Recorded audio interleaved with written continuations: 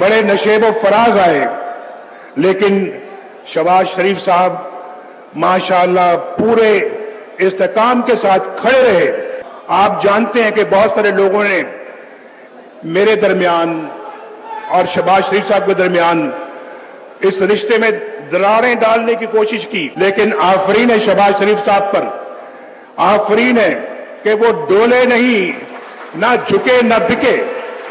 अपने भाई के साथ खड़े रहे। शहबाज शरीफ साहब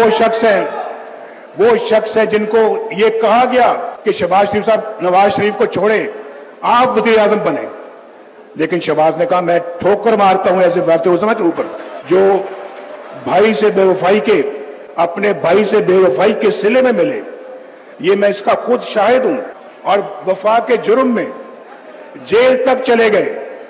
जेल तक गए, लेकिन कभी भी उफ तक नहीं की।